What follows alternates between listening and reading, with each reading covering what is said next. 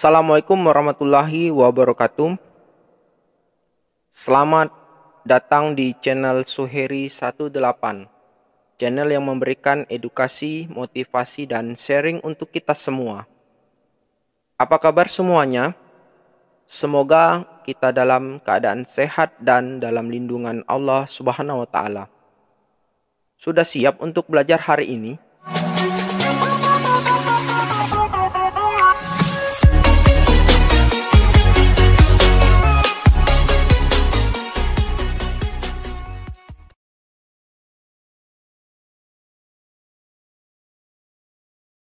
Baik, kembali lagi dengan saya Suheri. Kali ini saya akan menjelaskan materi pada mata kuliah Pendidikan Pancasila.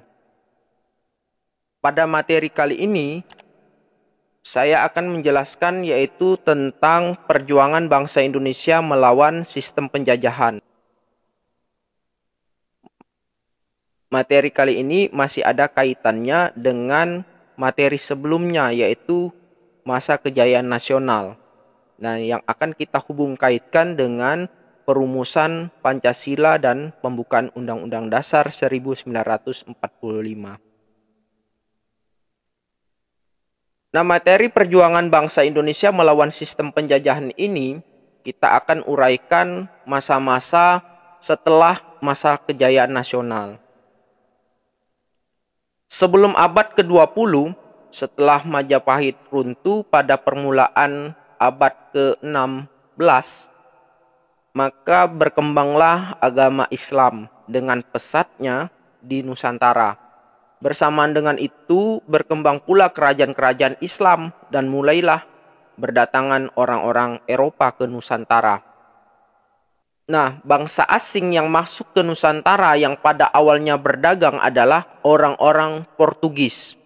Jadi orang-orang Portugis yang pertama kali yang masuk ke Indonesia. Namun lama-kelamaan meningkat menjadi praktek penjajahan. Yang awalnya berdagang menjadi malah praktek penjajahan.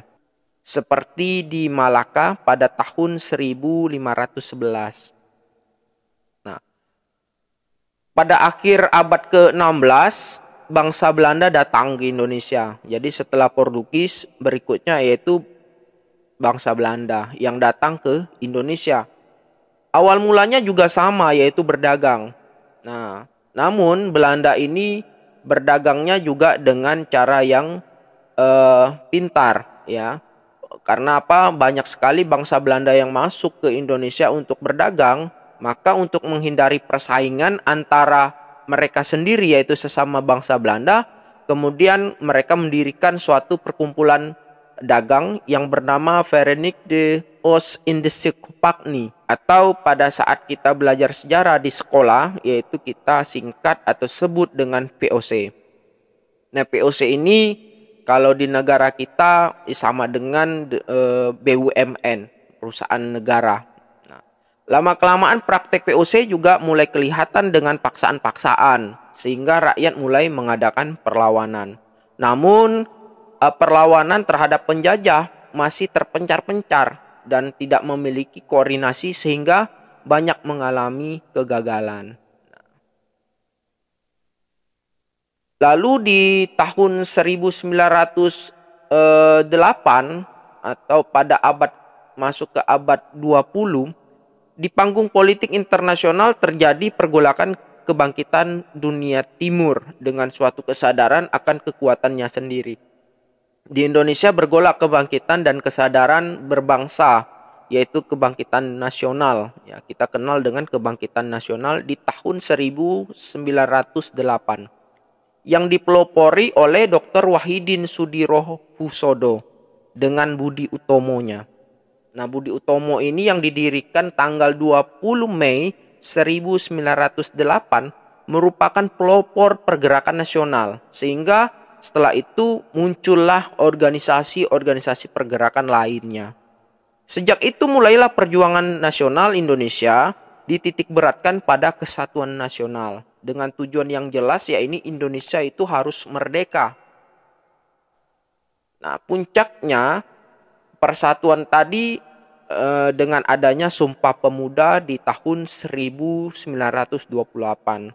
Nah, tujuan untuk mewujudkan Indonesia merdeka selanjutnya diekspresikan juga dengan kata-kata. Ya, Sumpah Pemuda ini diekspresikan dengan kata-kata. Apa saja yang dijelaskan di dalam kata-kata tersebut, yaitu pengakuan akan satu bahasa, satu bangsa, dan satu tanah air, yaitu Indonesia. Nah, itulah yang kita kenal dengan Sumpah Pemuda pada tanggal 28 Oktober 1928. Ikrar Sumpah Pemuda ini dipelopori oleh golongan pemuda yang tokoh-tokohnya antara lain Muhammad Yamin, Wongso Negoro, Kuncoro Purbo Pranoto, dan lain-lain. Selanjutnya, pada tanggal 7 Desember 1941, meletuslah Perang Pasifik, yaitu dengan dibomnya Pearl Harbor oleh Jepang. Dalam waktu yang singkat, Jepang dapat menduduki daerah-daerah jajahan sekutu. Nah, termasuk Indonesia. Nah, pada tanggal 9 Maret 1942, Jepang mulai masuk ke Indonesia. Nah, menghalau penjajahan Belanda. Jadi Belanda itu juga masuk salah satu di negara sekutu yang saat itu negara sekutu sedang terpuruk. Sehingga daerah-daerah yang menjadi jajahan sekutu itu direbut oleh Jepang. Nah, Indonesia salah satunya. Jepang tahu apa yang diinginkan bangsa Indonesia, yakni kemerdekaan bangsa dan tanah air Indonesia. Sehingga untuk mendapatkan dukungan dari bangsa Indonesia, Jepang itu mulai mempropaganda bahwa kehadirannya justru untuk membebaskan bangsa Indonesia dari penjajahan Belanda.